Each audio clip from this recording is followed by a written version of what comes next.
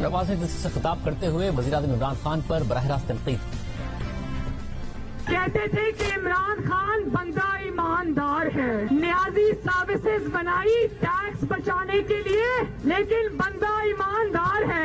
علیمہ باجی نے سلائی مشین سے اربوں روپے کما لیے، لیکن بندہ ایماندار ہے. بنی گالا کا محل بن گیا، لیکن بندہ ایماندار ہے. اربوں اور کھربوں روپے کے غیر ملکی فنڈنگ کے ثبوت موجود ہیں، لیکن بندہ ایماندار ہے. اسٹیٹ بینک نے 23 خفیہ اکاؤنٹس پکڑ لیے، لیکن بندہ ایماندار ہے. بشیر میمن نے گواہی دی، لیکن بندہ ایماندار ہے. آٹا چوری کر لیا، لیکن بندہ ایماندار ہے. چینی چرا لی، لیکن بندہ ایماندار ہے. مالم جبا اسکینڈل آ گیا، لیکن بندہ ایماندار ہے.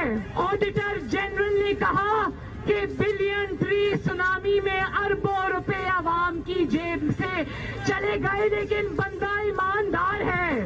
آئل پلانٹس کی وجہ سے اور LNG کی تاخیر سے امپورٹ کی وجہ سے آپ کو بہت لمبے لمبے بجلی اور گیس کے بل ملیں گے، لیکن بندہ ایماندار ہے. عمران خان نے خود یہ اعتراف جرم کیا کہ گندم امپورٹ کرنے میں دیر ہو گئی، جس کی وجہ سے 200 ارب کا ڈاکہ عوام کی جیبوں پر پڑا، لیکن بندہ ایماندار ہے.